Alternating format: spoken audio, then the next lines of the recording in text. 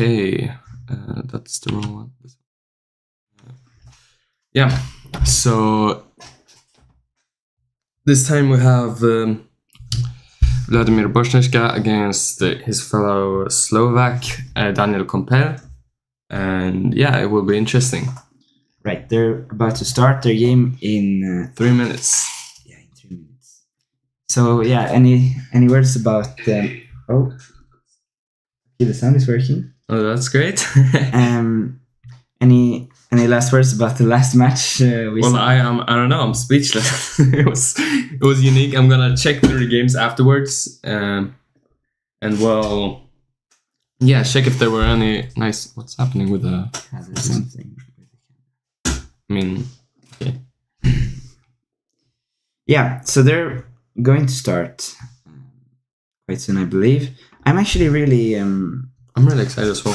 I'm intrigued for this match. I think I don't know much about either of these players, so I'm excited to see how they face off against each other. Obviously, they're probably good friends. I think they're good friends. Also, Vladimir Bochnicka has become the highest rated in this tournament, actually, in terms of FIDE rating. So that's right. That's he's almost 2400, very close to I am. I don't know how many norms he has. It is extremely impressive. Yeah, but I wish him the best of luck. Okay, we should probably go check if he's playing yet. Yeah, they haven't started yet, I believe. It doesn't look like it. Also, they don't have cameras on because they weren't available. Yeah, right. That's unfortunate, but it's not much we can actually do about that. So, game's about to start any minute now. You could refresh. Yeah, try that. I think they're gonna start at precisely 18:10. So yeah, I guess it's not super early. So we could miss a few moves in the opening. What are your predictions? That's interesting. I can check what the people were saying, because when we had from different countries, obviously it's gonna be a bit one-sided, because maybe we have a lot of Slovak fans or a lot of Swedish fans. Right. So it's quite a bias. But now we have two. Okay, yeah, it was mostly Bochnicka. Actually, 75%. It's quite a huge margin. I'm not so sure. I voted for Daniel Compel because I don't know. I know myself. They've started right now. Let me check. All right, they've started. It's some sort of Queen's Gambit accepted. Okay, I do play this line myself as white. Yeah. So obviously, do we have the right? Do we have the board flipped the right way? We should used to be talented. Yeah, it's correct. It is correct. Okay. So much more normal than our last match between William and Adrian. Main line, I think Rook D1 is going to be played. Much more normal game. I've always kind of enjoyed having the white side of this with on D5 as an option, and I in general find it a bit unpleasant to play black here simply. Yeah. I think one idea you could try here, I would probably try it, is Knight B4. Okay, actually, this is a very typical IQP position, isolated queen's pawn. Yeah, but and the D5 square is very important. So here we see Bochnicka is trying to put his knight on D5. Yeah, and I think actually that was maybe the only move, because D5 was a serious threat. It looks very dangerous. So Knight B4 was maybe first, and Knight D5. This is a typical reaction. Okay, they played Bishop D7 as well. Black goes away from this E5 square, and white immediately tries to hop onto it. And this is also typical strategy. This bishop is a problem piece, and you're just gonna walk it to a better diagonal. And so this is actually, I think they're playing really instructive stuff. I'm not sure about this move. I think it's a bit too early, possibly, because when the bishop is on E7 in these IQP positions, usually it's not favorable to play bishop G5, because knight of D5 in some situation will be a bit annoying, because you're forced to trade pieces, which is something you don't really want to do in the IQP. That being said, knight D5 was maybe not possible because you could have taken and black would have been stuck with the IQP. So now his idea is probably to play something to d5 next move. But what you gotta watch out for when you place the bishop here is this move ever a thing? Of course. And yeah, I'm not sure. Yeah, okay, knight takes. I guess you're gonna take. Okay, so it doesn't. That's not actually a good move. I think bc6 is a accurate capture here because it's well known that these two pawns against, and he plays that, these two pawns against an IQP is favorable for the black side. This pawn is less weak than this pawn because it controls the d5 square, making this d5 move extremely difficult. So now he's just gonna probably put this knight back to d5, and I think black is fine now. Yeah. He actually plays this idea, and this is what I was talking about with this bishop on g5. You're forced to trade pieces, which is maybe not an ideal thing, but you gotta remember that's a weakness. And I like this move, knight e4 from Compel. Yeah, from Daniel. And now he's trying to put the knight on c5. Yeah, what do you have to say about this? What do you think? I mean, hey, it's a very normal position. It's nice to see chess again and not like whatever the last match was. I'm actually a big fan of both players' play so far. I think they've played really instructive play. And I like this move. Bring the rook onto this potential weakness. Next is a possibility to move this bishop. Yeah. Who do you think is better here? I mean, that's a good question. I'd say it's quite balanced in a sense. This knight on d5 on that outpost always neutralizes the bishop on c4 because there's like no way of it being removed in a sense.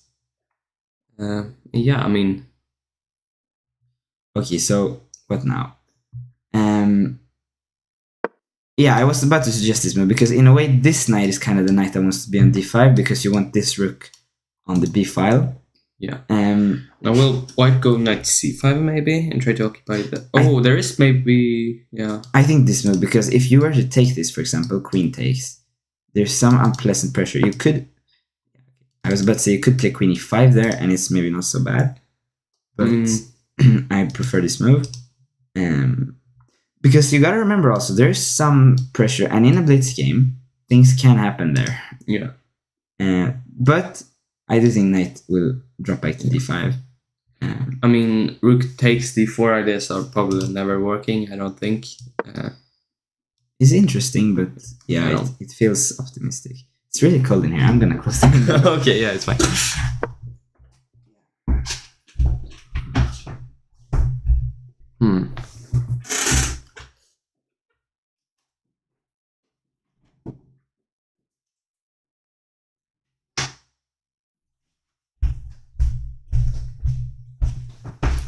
Okay, so not much has happened yet. I mean, Compel has a slightly time advantage, I suppose, and I don't think Vladimir has that much of a plan considering them playing h6, h3. Yeah, and he's switching with this knight back and forward on b5. How are any of them going to progress is the question right now. Yeah, and the answer is probably time pressure. Because, yes. I mean, if I was white, maybe I would try to utilize the e6 weakness, or weakness. There's a lot of pressure there at least. So, yeah, that's the plan. F5. But also, of course, f4, you should be careful. I like this move, queen f6. Yeah. Trying to just ask white, do you really want to... and this is a good move. Oh, yeah. Because now that is not a good exchange. Yeah. You gotta go back now, I think. Okay. That's interesting. Now you got the d6 square, and c6 will always be a weakness. Now white is better. White is definitely better. I mean, there is no way black would have an advantage here, at least. Yeah, and this is also... I mean, it's a pragmatic move. He's gonna bring the king. He should just not play f4. Yeah, do not play f4. Yeah, I think really pragmatic play from white, and now he brings the knight. That's nice. He's probably gonna... Okay, that is a blunder, obviously, because knight f4. So, okay, makes sense. He wants to put a rook somewhere, knight b6. I really like Daniel's play so far. I mean, he's played quite... good time management, and also he's been playing really well. I like that. Honestly, I I really enjoy both of their play because the last match was so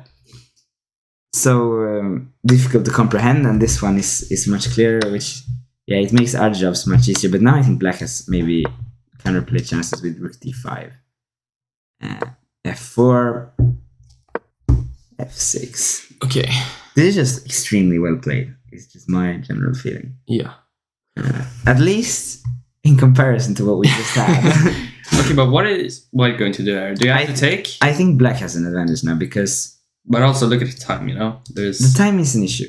But I like... Okay, maybe black doesn't have an advantage. Actually, that's a bit harsh. But the problem is, it's difficult for this one to move. It's difficult for this one. Black has some ideas to provoke shit over here.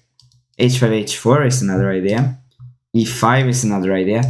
White is kind of running out of ideas. And you have to move the knight somewhere. It has a nice square on c5, but, it's not really... So clearly. Oh wait, it's kind of stuck now. Oh wait, you can go knight d3. Okay, but how is that pawn in game? Yeah, do we know who's winning? It's surely not winning for black at least. So there's. No, he plays king d6, but now this knight is given a nice outpost here. Or you can take and play rook c4. He goes for rook d3. I guess he goes for. But if you isn't that just winning? Because you right, because you had an. Wait, he didn't go for rook d3. You had an outside passer. Yeah. But he still has it. Oh yeah, he still has rook c2. He doesn't go for it. That's interesting. He probably doesn't realize that this is a passed pawn. Oh yeah. Now I think he's worse. Okay, now it's over. Ooh. Rook b3. Or just. Well, you have to do that. Okay, that makes more sense because the king was commanding king e4. Yeah. Oh, time pressure. And now he's losing everything. Because the rook is. You gotta. b2. Oh. That was really unfortunate. Rook d3 might have actually just been totally winning. I'm not sure. Probably. Pawn and news are difficult to judge. Yeah. You should never judge pawn and news too quickly. That's true. That's a very good piece of advice. So they do know that they're supposed to do a rematch. I hope. Yeah, they know. Okay, flip the board. Yeah. So I think tremendously well played from both of them actually. Yeah. Unfortunate for Daniel in the time pressure, but yeah, but I think the endgame technique was. I'm impressed. I'm really impressed. This is actually a line I had in real time. I think it's from Wesley So's chessable course. I've played this with white. It's really unpleasant to be black here. Yeah. That's my... I had it twice actually. And I scored 1.5 out of 2, so I was pretty happy with that. Basically the point is that after this is taken, he's going to take with the queen. And okay, at some point you're supposed to play a6 because now after a6 the bishop is able to go back all the way to f1, which is, I believe, slightly inaccurate. I think Wesley So recommends queen to c4 there. Or I'm pretty sure about that at least. Well, I have no idea. But okay. I'm pretty sure queen c4 is... Okay, no, maybe it's not the move. Maybe that's like... But also, it's kind of scary now because you're threatening knight b5 stuff. Should you go a6? No, and now you take this and you go queen c4. That's very, very similar to what he recommends. I'm very sure about that. And that endgame is supposed What happens if you go knight b5? That's another try. Yeah, and then take on d6. That might win a pawn. But there's rook d8 maybe. There's a pawn hanging there. Oh yeah, true. I would, if I were white here, I would take this and go. Yeah, I would probably also do that. It can never be worse. The only reason I would do that is because I know that you're supposed to do that. That makes sense. In a very similar position. Because generally I would be scared to trade queens in the Sicilian with white, but in this precise variation, it is quite beneficial simply because this bishop is in a bit of trouble. But okay, h3 played. Mm-hmm. It's never a bad move, but somehow. What is black even going to do? Is the question. Maybe. How do you develop the? I'm very bishop? surprised. Yeah, d7. Actually, I feel like black should do stuff on the queen side because he's kind of right now. If you play a6, a5 will happen, and you are potentially in the risk of getting just crushed. Yeah. But b6 is not good with the bishop on d7. Yeah. You want to go rook c8, but then a7 might be hanging. I'm not sure. I don't get why he wouldn't have played like a6 or b6 earlier. It feels to me like that should be the way to approach it. Yeah. That being said, of course, these positions are quite slow. I guess he's going for the d5 push somehow. I would consider knight d2 now, getting ready for f4. Yeah. And this is also in general a good idea to try to swing this knight around here. So I would definitely consider knight d2. Yeah, I really like knight d2. What happens on like d5 immediately then? I mean, d5, I had bishop f4 is one idea, but knight f3 is... I like this move as well, just trying to clamp down, because black didn't do anything on the queen side. Usually, black has to do something over here, and now he just allows white to clamp down with this lonely a-pawn against two black pawns. Black is clearly trying to do this d5 plan. I don't know if it's preventable in any sort of way. I mean, now maybe with the rook on d8, basically, I think now knight d2 could be dangerous. Okay, so he does this now, and now he plays queen c4. I mean, that makes sense in a way. I think it makes a lot of sense, because now the queens remain on the board, and the threat is to play rook takes d8, and it's not quite comfortable to recapture that, because you cannot take rook takes with the bishop a7 and bishop d6. What if you... Maybe you should trade first, once? Yeah. And then actually this pawn is in trouble. So how do you... how do you recapture against rook takes d1? It doesn't. Keeping the rooks like that, I'm frankly quite surprised by that decision. Yeah, I guess his idea is maybe takes c4, but... Playing for tricks. Yeah. But what about queen b3? Or something like that? Queen b3... Oh wait, you're still... It's hanging. But probably bishop f3 or something. Although, okay, I kind of get it then, because the bishop does not want to be on f3. You want it to stay on this diagonal. So, okay, goes bishop f3, but that's a bit of a concession. Although so is rook c8, of course. Could you consider... What if you just go b6 here to try and just exchange? I don't know. That is a very risky strategic decision, simply because this pawn runs the risk of becoming extremely weak. I would consider maybe knight e8. Is that an idea? Try to go to d6. That makes sense.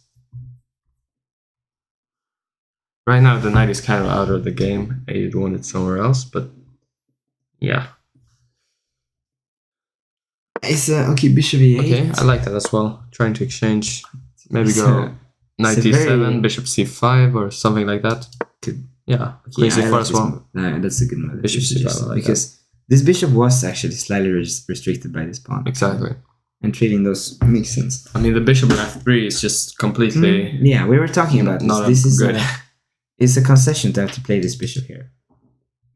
Actually, I'm not sure who's better here. These games are really, really... yeah, it's intriguing. Yeah, it's high class. It's a refreshing change. And now, okay, rook d8 is prevented. That makes sense. What about bishop c6? Just keeping the pressure on e4? Yeah, I like that. And then you could consider queen e7, rook d8 at some point.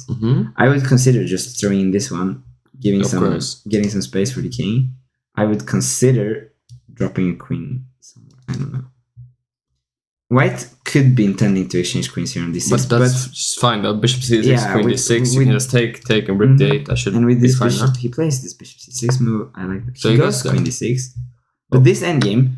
take king f8, king e7. This endgame, my general feeling is that this endgame is very good for white, with this bishop coming to c5, pressuring over here. But without this e3 bishop... okay, never mind. You do have a6, so you could... But then still king e7, take on b7, you can take on d6 maybe? Yeah, my impression is that this should be completely fine for black. Yeah, sure. Simply because this bishop is not a great piece.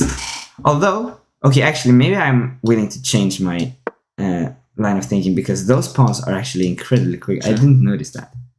But also, white is kind of restricted in a way, but so is black. I don't know.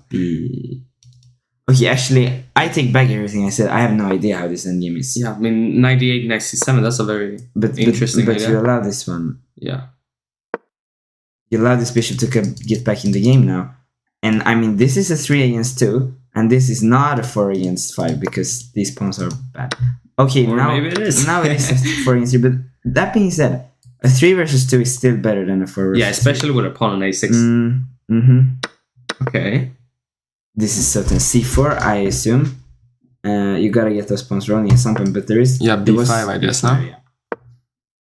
And he's trying to obviously prevent these pawns from getting anywhere. And he's also gonna start pushing his own pawns at some moment very, very soon.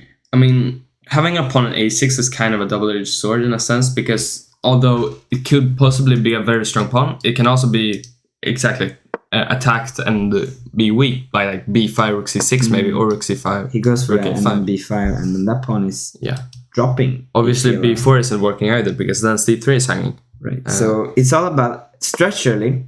White has a superior endgame here with this structure against this structure, but the problem for White is his pieces are just... Wait, what happens on rook a5 now? Okay, yeah, but his idea is to go bishop b3 and generate some kind of play. Bishop b3 anyways. I'm not sure why you would walk into that pin. Actually, that feels like a rook c5. Very bad idea. But this is just a good endgame for black now. Is this winning for white or black? I mean, it should be winning for black if someone, I guess. Because your king is very... It's very hard for the king to... Okay, he goes for it. Ooh. Well, to be fair, once you get to c4... Oh! That's interesting. Oh, okay. That's also interesting. This is so interesting. Okay. They're strong players. Yeah. That is a move I kind of dislike, though. But this should be a draw. I don't know. Okay, but it's still time now, so he gets the king to d5. And he... this is winning because... Oh, yeah, it's winning. And he has this extra tempo move.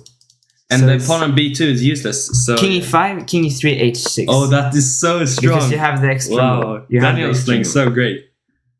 But are you... Yeah, now you're winning, right? Because e3, king e4, and king g3 as well soon. I mean... I would just go king e4 and king d3. Wow. And then they're going to be stalemate, and he's going to have to play h4. King d3, king d1, e2... King e1, king e3, h4. You don't even have to go king e3. You can just like take the pawn on b2 or something. Yeah, but I think this is the simplest, and then king e3 now. Fake stalemate. Oh yeah, king e3 is. And then you're gonna queen with mate. Yeah, he does that. And now he has to play h4 or maybe resign. Yeah, resign. So 1-1. Wow. What a match! This is a brilliant game. Yeah, brilliant match actually. Okay. To be able to play this high quality stuff in under such. Time travel, I think, is actually incredible, but I don't know what's happening. Are they not rematching? Okay, yeah. They're just taking a bit of time. I should flip. Yeah, flip. Okay. So wait, how is he white again? Wait, what? I don't know. I'm confused. Do you think they didn't rematch, but they... I don't know. That's a bit weird. Maybe they just invited him again. That's why it took so long time. Yeah. And then they could get any type of colors. So, okay. Wait, so then I should not flip the board, maybe? No, you shouldn't. Yeah, I should. No, yeah, this is right. This is correct. So it's very unclear why he's white again, but... Alright then. Yeah, anyways. Oh, well, we've disconnected.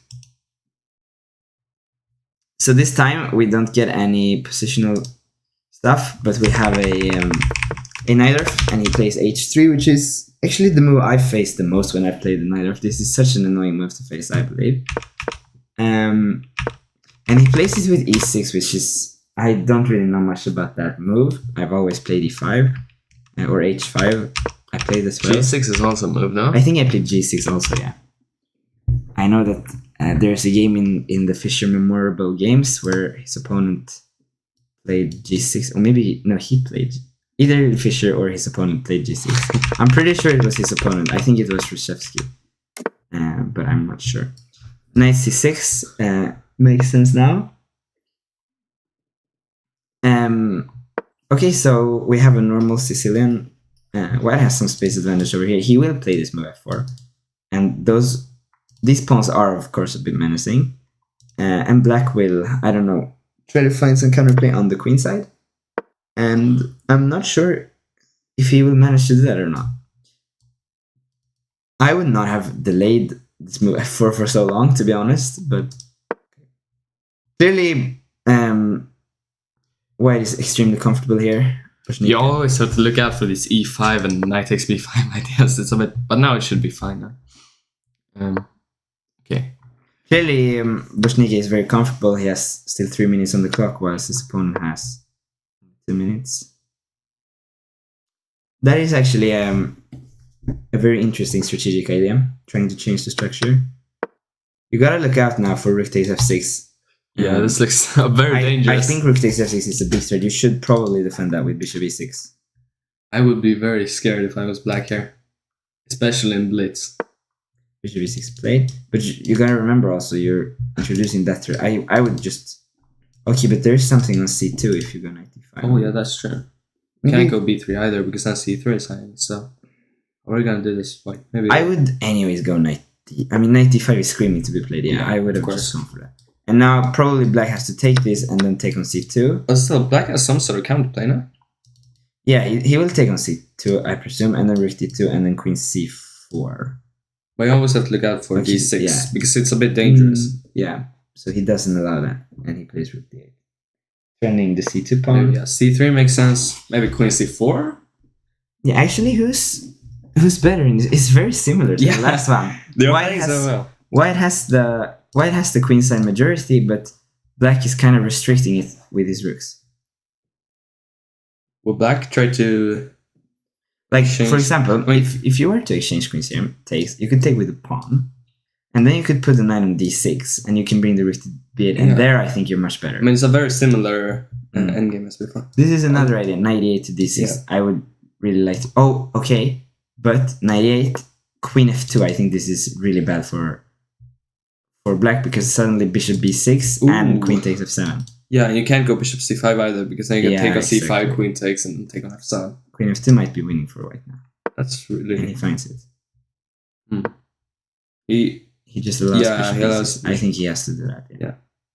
But now he's in exchange down. I don't know if he saw it, but I mean, it might have been the best move to do it anyway. No, I mean, to be fair though... Okay, but the problem is he would like to have a light square bishop as well. Yeah. The thing is, if he can somehow activate this bishop and close this one down, he could... Like, basically, if this was the last match with William against Adrian, I would probably bet on black. Of course. But the problem is, these guys have played with higher accuracy. They are... My feeling is that they are better blitz players. they're better blitz players, for sure. Yeah. At least today. At least today, yeah. And... I like this idea. You gotta give stuff in order to activate this one. But I just don't think it's working. Rook a5 seems like just solid.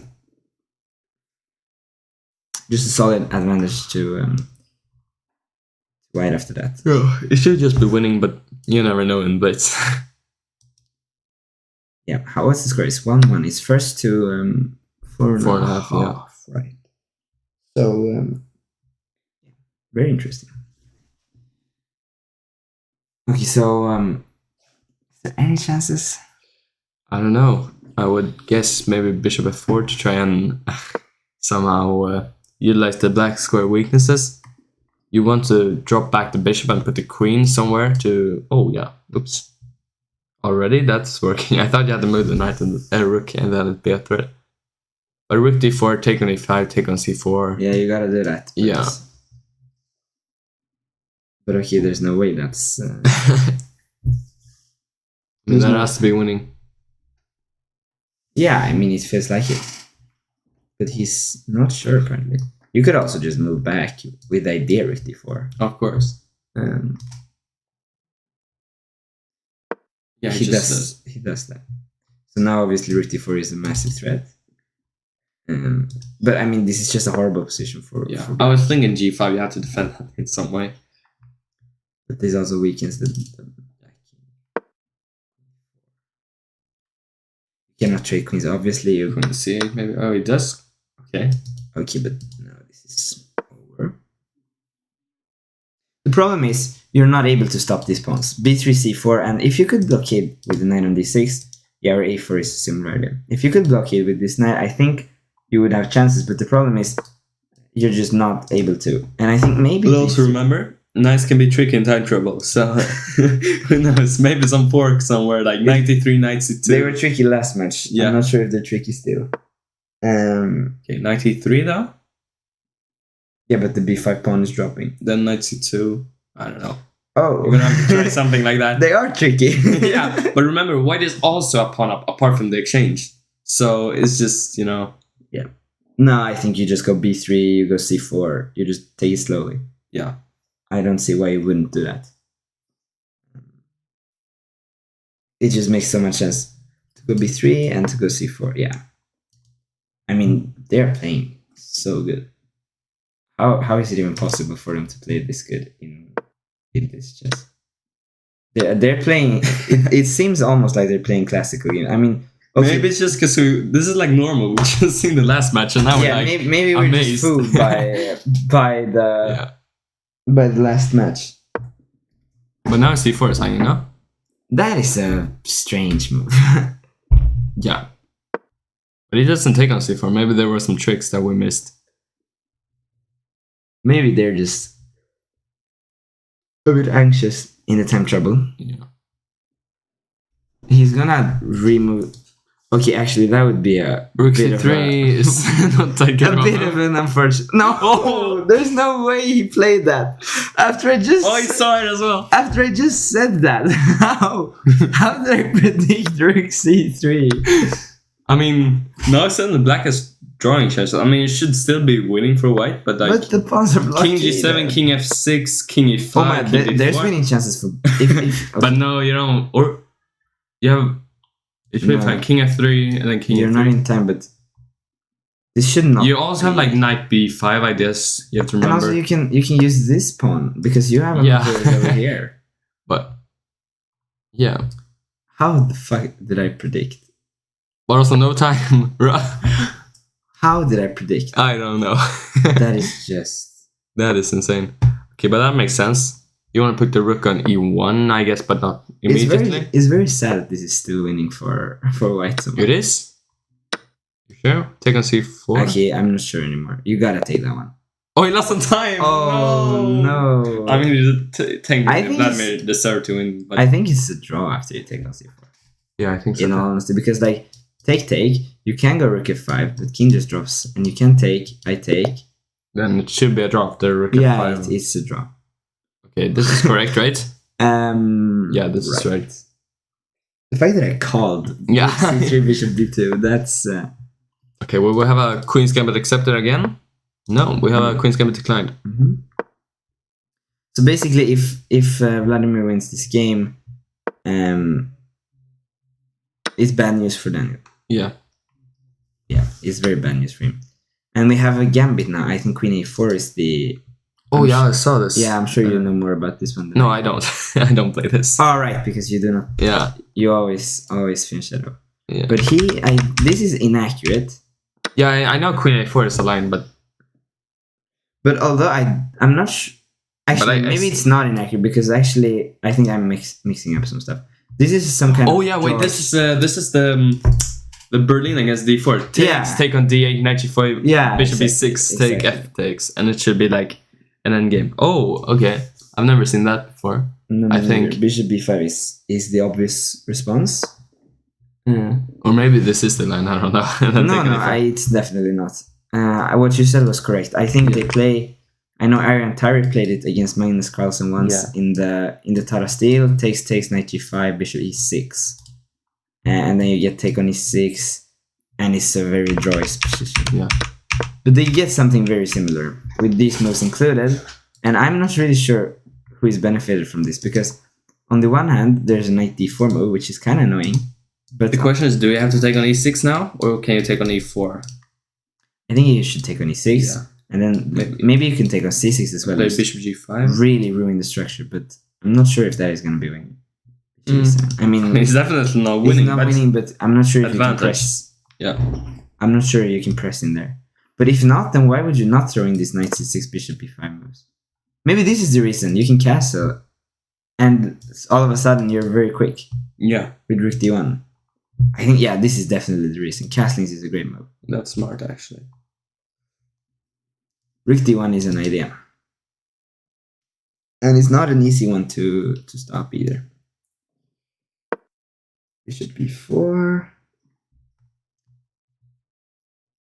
Okay, he wants to probably put his king on to the e7 square. Probably he's quite happy with the drawing this one, and then he's gonna try to win with white. Because basically, if he draws as black and wins with white, he's winning the match, obviously. Okay, so material is balanced, but now it should be fine for black. King e7, and it's very drawish. But still a3, maybe? Yeah, you can try to ask some questions to that bishop. B4, bishop B2, I don't know. But I mean... I guess that's what you do. You ask some questions, see where this one is going, because it's not so clear. Yeah. Also, another idea is you could go here first, and then ask some questions and try to infiltrate somehow.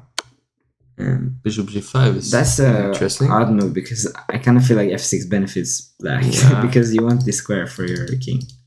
But okay, Bishop B3 has the same plan as Bishop F4, I guess. I think his idea is this. And the question is, how do you deal with it? I think one idea is King F7. Just intending to put the bishop back here. But I guess maybe he wants to go Knight C5 and he's gonna get the double bishops. And then he can press, and he's not losing. And if they draw, then he can try the next game with black. Yeah, it's a game. No surprises. Well played game. Yeah. Yeah. Not many blunders this match. We had some in the last one. I mean, Rook C3 and the 98 one, but okay, Bishop D5. I kind of like Knight C5 now. Yeah, we do have a switch in the players for the next match, obviously. Yeah. I think he confirmed that Aaron Pasti is not going to make it to his game, but he will be replaced by John Seo instead. So we saw that at least, which is good news. Bishop D5. Knight to C3, and now what's going on? So he does get the bishop pair, but he was forced to take on this weak pawn. But Bishop C5, where are you gonna go? King F7, I suppose. Yeah. Yeah, I feel like the king wants to go to F7. Yeah. So maybe Bishop D4. I'm gonna go open the window again. Okay. Yeah, I mean, it's difficult. It's freezing outside, but there's no oxygen here.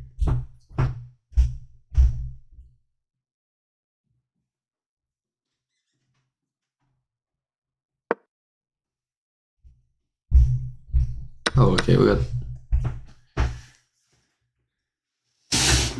So now we have this endgame. Bishop against knight again.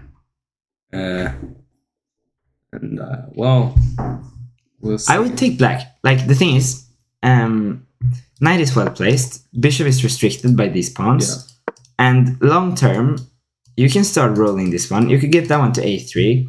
You can get a rook on the B2 square, targeting this A2 pawn. And knight is very nicely placed on C4 as well. Yeah, and I like this idea as well. Trading all the rooks, and then just bringing this king around like so.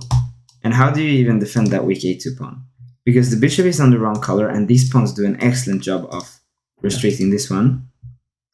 Allowing black to play F6 might have been a mistake there. Maybe should have gone Bishop E3 immediately. I think it made no sense to go Bishop G5. Yeah, I think that was the big mistake. Now he's kind of struggling. Yeah, with the time as well. Also, he should not play Rook E1. That would be an unfortunate blunder. But what do you do now? Rook E6. Yeah, Rook E7. Same idea. You want to bring the king around like so. Rook E1 is obviously not possible. This one doesn't help. I think King E8 is the way to go now. And then you start bringing the king towards the queen side. I mean, it's... Okay, although, yeah, I realized the king cannot go to D7 because... Yeah, of course. I don't like really allowing this though, but okay, his idea is Rook A5. Okay, that makes sense. And now it's just losing, right? Because there's no Rook B2. Okay, that was clever though. Yeah. King 3 is smart. It's not losing. I take it back. Okay, so... because the point is, if the knight is forced to move, then you have Rook B2 all of a sudden. And on B5... on B5, you don't really have a threat. Because you might even have like A4 or something like that. I'm not sure. Exactly. A4 is, I think, a good move in that position. Although knight A3 should be checked. True. B5 played. A4 is interesting now. I think knight A3 But knight A3... Okay, so he moves back to E3. That's That's interesting. I suppose that is, but now he's just now he just allowed this pawn to be captured. Maybe it could have gone. Yeah, he's just gonna lose some time. Now it's very unpleasant. You do not want a rook. I guess this idea with bishop e3 is also to prevent rook a3 by playing bishop c1. Okay, so now we have this rook endgame, which is clearly more pleasant for black. Yeah, it's incredibly unpleasant for white. This rook. The problem is like this rook is just either the rook is passive or you lose. Oh, he lost some time. Yeah, he lost some time again. but this time it was probably more deserved. So this is not a good position, and I think you did lose this one in blitz. So okay, pretty important game for Daniel now. Yeah, seems like we have another. Should I flip the word? Yes. We have another Najdorf, maybe?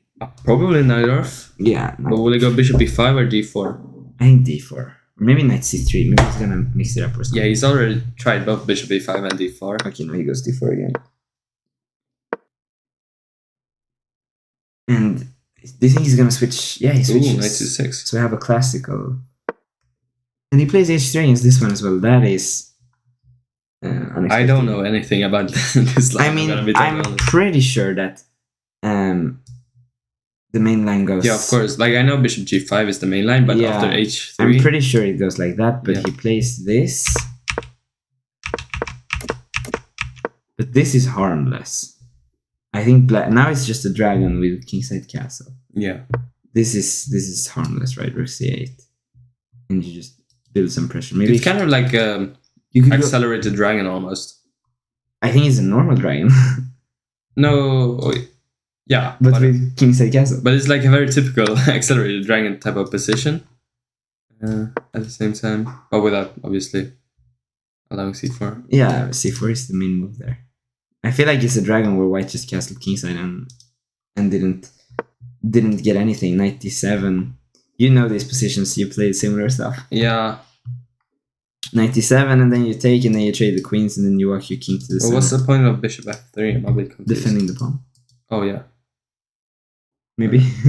But even then, like, is the bishop really that good on f3? No, and also the pawn wasn't threatened because 94, bishop e4, bishop g7. Yeah. And then queen d4 in the end. Exactly. So bishop f3 maybe not such a great move. But then he's spending too much time, obviously. Mm-hmm. I like his idea, though. Go for it, but I would prefer 97. Yeah, 97 is a very typical idea. Yeah, but maybe it's because white's kind of planning e5, I suppose, to open up the bishop on f3.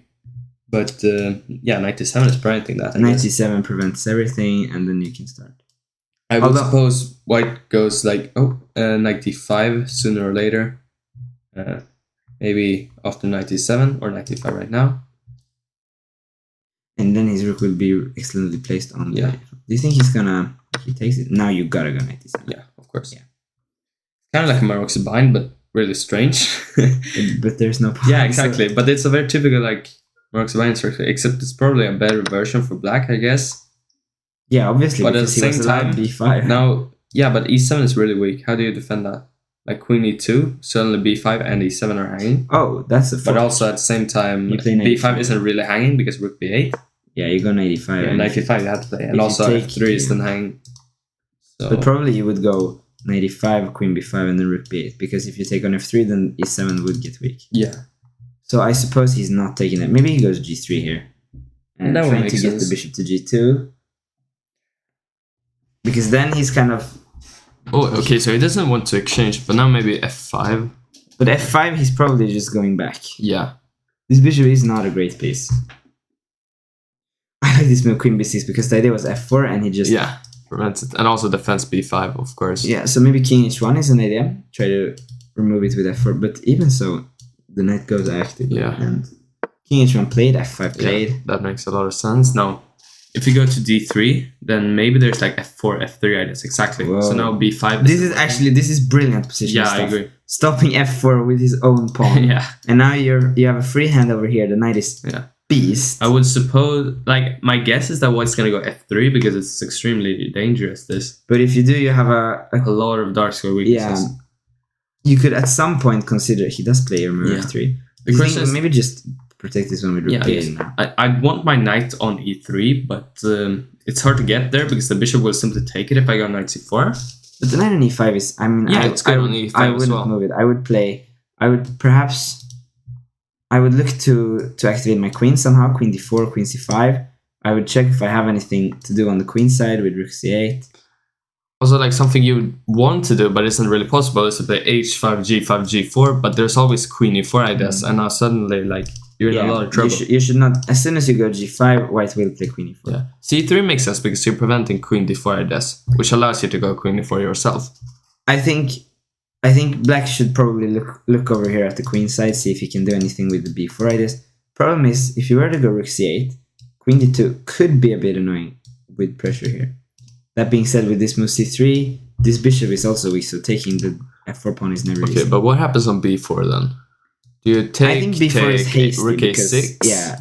Queen c5 makes sense, now d5 is a bit I would definitely not rush b4. B4 he will never be able to stop b4. Yeah, unless you play b4 yourself, but that's not really useful. Forcing a concession, queen e4, probably. Yeah. And then you can even check, or am I able to go here? I don't know, Switch over to the king side. You're able to go rook f5, rook g5, who knows? Queen e4 played. Well, I like maybe, what happens with rook f5 here? Because you're threatening to take on d3. Not so really, because there's a... Oh, yeah, of course. Sure. Here. You should never take this one. Now he goes b4. That makes a lot of sense, because obviously this one will be in the line of fire. So he tries to utilize the c file somehow, I suppose. But he will most likely dive in on f2 if you were to do that. I like black's position. Clearly black is for choice. The question is how much. Yeah. And the problem for black is that he kind of has to win. Oh, this is a good move. Good move, a4. Because now there's a lot of counterplay here. But at the same time, like b3, now queen f2 takes on b2 maybe. And who knows, with b4 as well. This pawn is dangerous. Of course. It's a very dangerous pawn because you're forcing that rook to go passive and... But okay, I like rook b4. Yeah, he should go rook b4. Not d5 is hanging if he wants it. But that would give the bishop a fantastic diagonal to promote this pawn. Okay. I think this is not a good idea. I think it's too risky. I think that was a decisive mistake probably. How do you stop that pawn? I'm not sure. Yeah, taking that one is not a good decision. It's a bit... Do you have to sacrifice the exchange now? I mean... No, he's gonna go to a7. He will try d5, I think, too, but it's not gonna work. I mean, even a7. Yeah, even if he stops the pawn, I think it's not the right idea to give this bishop, because earlier this bishop was just struggling against this knight, and now this bishop, I mean, this knight is not doing much. I mean, it just stands there. Okay. I think it was a bad idea to take the pawn. Or rook b5 now, and maybe a6.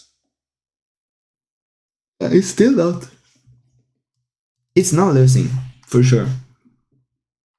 It's not losing. He could target this one, maybe. Rook b6, bishop b7, yeah. You might actually have to sacrifice the exchange in the future. But you could do that, because you took a pawn on d5, obviously, and if you get one more for it, with an exchange sacrifice, it's not. And also, the knight on e5 is great. You know. The question is who's gonna lose on time. They like to lose on time. Okay. He plays this move g5 now. Bishop goes in. Rook b8, preparing obviously some sort of. But now rook c7. Oh, but he has some tactics here. Rook takes b7. Oh, is this just winning? Oh, that's. I think it's just winning for a big miss. Oh. Well, but he has 7 seconds. I think there's... Oh, now he's 7 hanging now? Oh, wait, now he's losing almost. What's happening? Actually, he is losing now. You think? Yeah. Knight f3. Knight f3 wants to draw. Oh. Well, what about this? Do you think you can win? No, this is just over. No, you can't defend it. Oh, Knight f3 was a draw. That's so sad. Knight f3 was a draw. Oh, that is so unfortunate. Okay, one last game. It is just a draw. It's just a draw. Yeah. No, Vladimir has a chance to... He has this chance to decide it, right? Yeah. Yeah, if white wins this game... no. Sorry. If black wins this game, or even draws, or draw, the game is over. Or not only the game is over, obviously the game is over, but the match is over. Okay, so we got this Catalan. Yeah, so now you should do the talking. He wants to know this is fine. Oh, okay, that's not a good move actually. Because now you can go knight d2, knight c3, e4, and it's a really strong variation. Usually you want the bishop on e7, because then if you go for the same idea, black has like b5 ideas.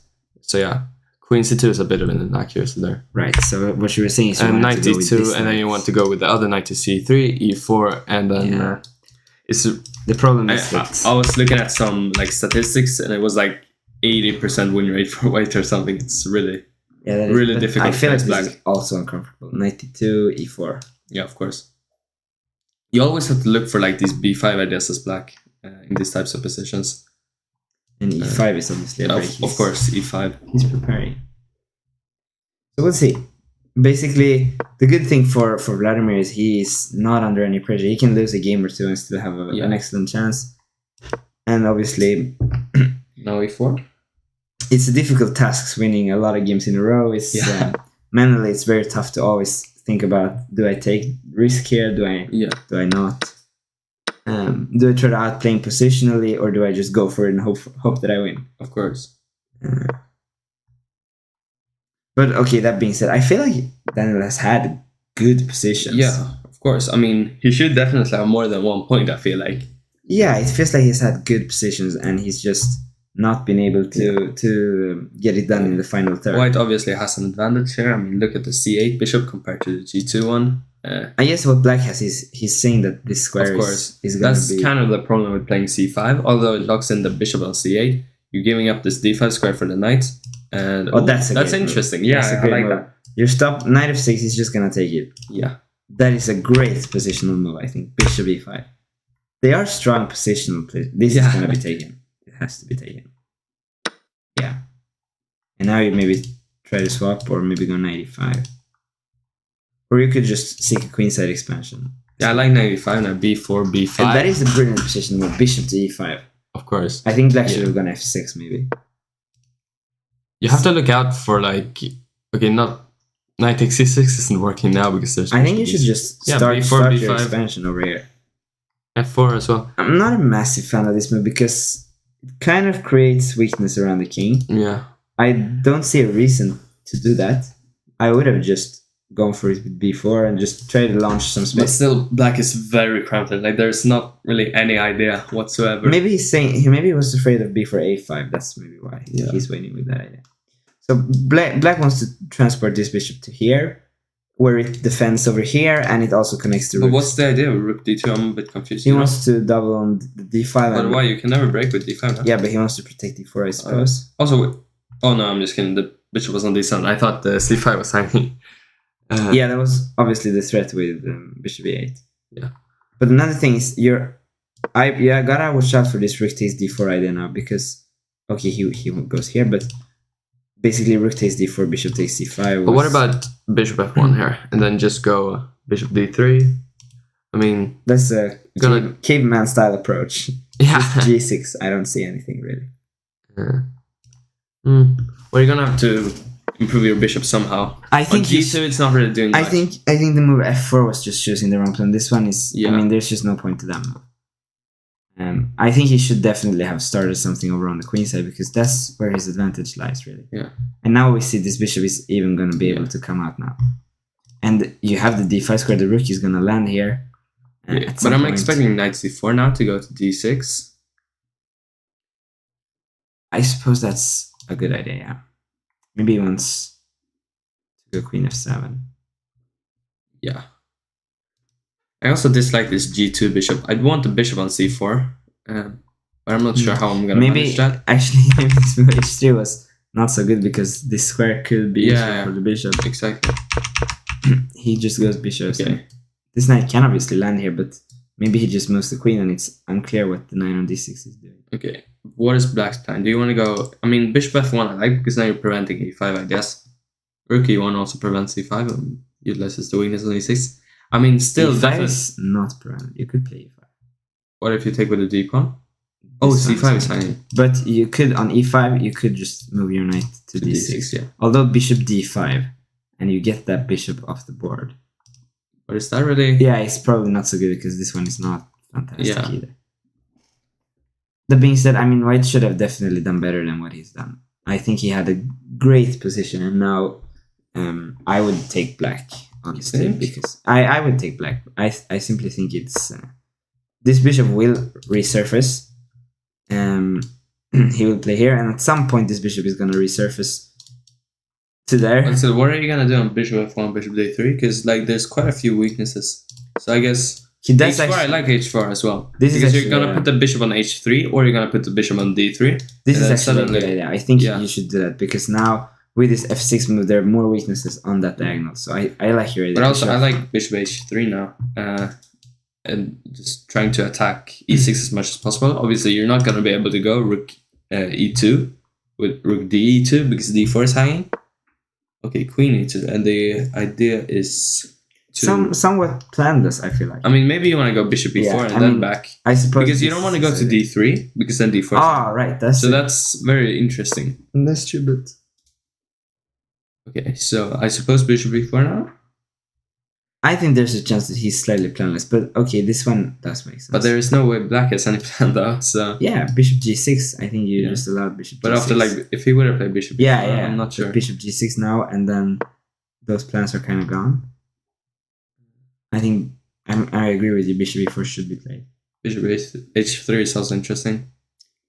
I think he doesn't see this mating pattern over here. I think that's a very strong idea. Actually. Yeah, I didn't see it either, so. I understand that he doesn't spot it. It's a bit strange. Okay, so he goes for this right now. And I don't take on c4. That was the idea. Oh, that was the idea of king h8. That's actually smart. To not be in check. And then obviously d2 will be hanging, so you can't take back on e5. Wait. Oh, what? Oh, you're gonna take on c5? Or no, that doesn't work. Or does it? Yeah, rook takes c5. Taking on c5 is a very bad idea. Because f7 is hanging now. Or maybe it's not a very bad idea. I'm so confused. Take on c5, I take. Take on d2. Take on d2, I take on f7 and I win. Oh, okay. That does not work. dc5. But he's not going to spot that with 12 cents. I think he's going to take on f7 first.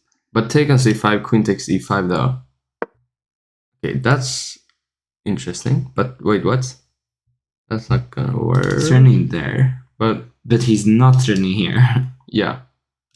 And also... Oh, where's that bishop gonna go? Bishop d5, I guess. Oh, no. Yeah. Queen h5. Yeah, I think very strong strategic player, Daniel, but I think in the crucial tactical moments, he's just not... Especially in the time trouble, at least. He's just not at the same level as Vladimir is. He's gonna try. That's something. But still, bishop f5? Yeah, you gotta try bishop f5. Or that also. I mean, now you're saving the the exchange at least. Yeah, 95 you could try. You have to remember that it's equal material, technically. It is equal material? Yeah. 95. But the rook was hanging. Oh wait, the rook is also hanging. I think, honestly, his problem is he's a bit too... He's not really But this there. isn't even that bad for white. I don't know. Like, I like white here. For some... Oh, he won on time. That was... I expected him to lose on time, but he won on time. Wow, okay, next game. But this was... 4-2. Bishop... I don't even know, man. Okay, that was interesting. Anyway. I felt like black should have been winning there with some tactic. Yeah. Okay, so is it gonna be a Sicilian once again? Wait. Was the other game supposed to start at 7:10? How did it go so quickly? Well, because we started this game late. Yeah, but anyways. True. Remember, it has been 6 games here as well. Okay, we got bishop d7. Last time we played knight d7, if I remember correctly. Castle, knight f6.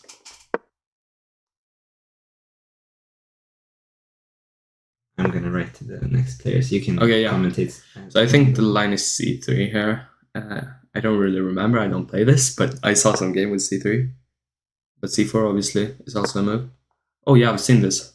So it's this line. I play this line. Yeah.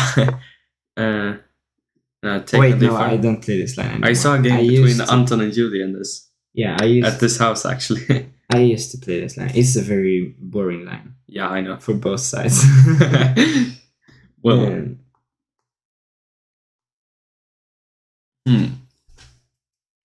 So it's basically just a Maroxy-bind, but without the light square bishops. And yeah. Vladimir offered a draw, which means he would just win the match. Yeah. If he accepts that draw, that would not be the most clever thing ever. But okay. Short castle, I guess.